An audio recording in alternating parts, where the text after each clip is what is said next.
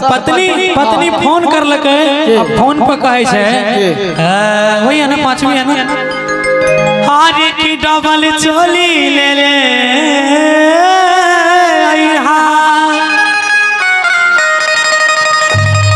एगो रातिया में पिन्हई हा एगो दिनवा में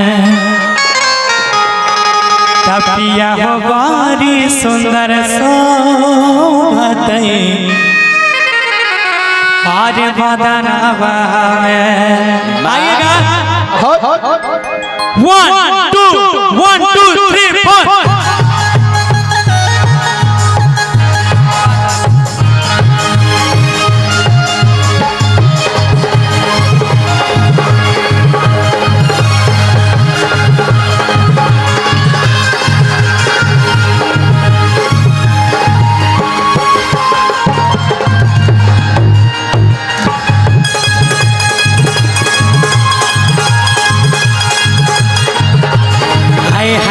डबल चोली ले ले आइहा एगो रातिया में पिन्हैहा एगो दिनवा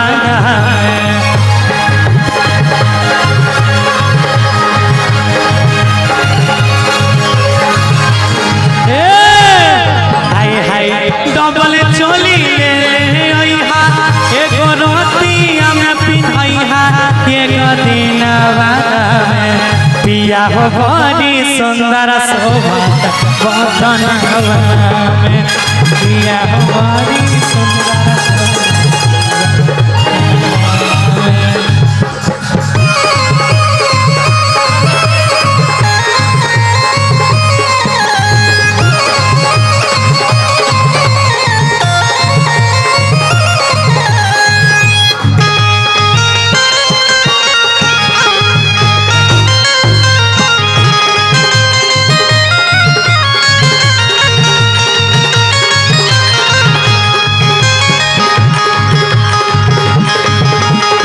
करो भैया भेजिए उन लोगों को भैया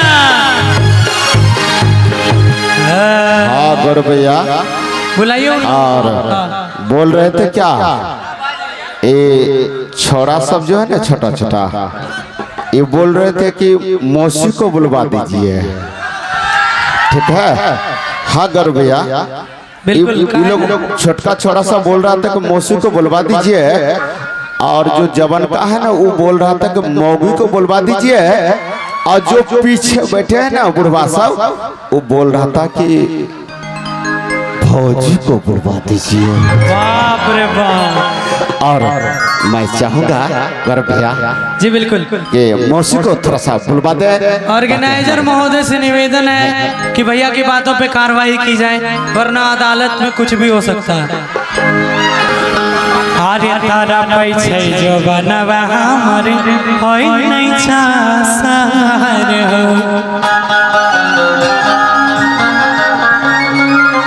हाय हाय हाय अपने छोड़ के चल गेल पाटन सहार हो तारा पैछे जो बनवा हमरे होई नहीं छासार हो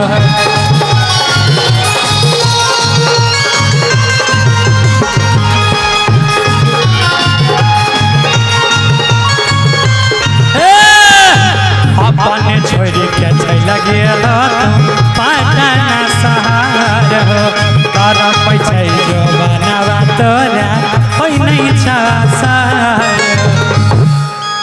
कि भले नथिया भूली जइहा। देखिए हम एकदम देहात वाले रूप में कार्यक्रम करते कहीं भी कि भले नथिया भूली जइहा अरे पिया ले ले अइहा झुमकावा सोना काटुनावा कते लोग कहल कि हो महाराज ने तन लड़की वाला पीन ले छे ना तो वो लौंडा है तो ना ऐसा कोई बात नहीं है। देखिए कल के जब जैसन तब तैसन नहीं कहलो तो मरद कैसन है कि नहीं? हमारी अमिताभ बच्चन जी जो हैं, हमारे अमिताभ बच्चन जी, वो कलर है, वो पिलर है साड़ी, वो गाना में वो कौन गाना रहे हो? मेरे अंगने में तुम्हारा क्या काम है। ओकर बाद गोविंदा जी, बांधी कमरिया में सारी की आई अब आंटी की बारी। खेसारी लाल जी जो अपना बिहार के आई बात बेचारा सबसे मशहूर रहे कि कवन भातर कटनी भातार के फसल के,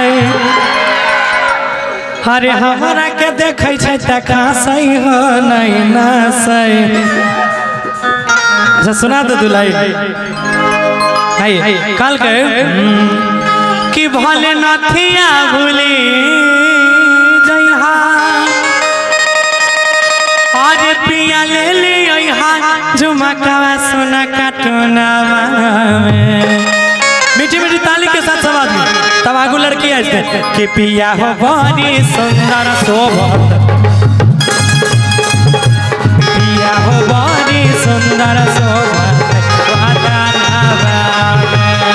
डबल चोली ले ले अइहा, एगो रतिया में पिया एगो दिनवा में।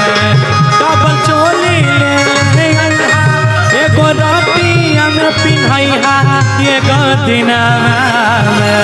पिया हो बड़ी सुंदर शोभत बदनवा, पिया हो बड़ी सुंदर शोभत बदनवा, पिया हो बड़ी सुंदर शोभत बदनवा, पिया हो बड़ी सुंदर शोभत हरे बदनवा।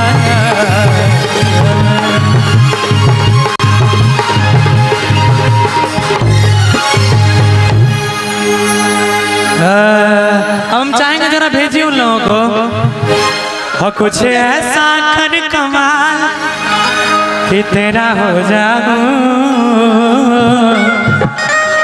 कि मैं किसी और का हूँ फिलहाल तेरा हो जाऊं। लेकिन अभी के लाइन है कि यहाँ पे प्यार के रस तो नहीं ढारे, कि ये ना नहीं झारे,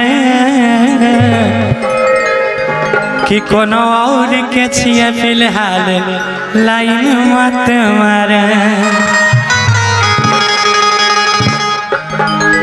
कि घर में छिपा किली जैसे छिपा के दीवार से। हमारे बहुत अच्छे मित्र हैं भाई बुलेट राजा जी, उन्हीं का बड़ा अभी ट्रेंडिंग में चले। आइए जरा भेजिए उन लोगों को, भेज दो नेता। बाप रे बाप, यह है सुना दे ना एक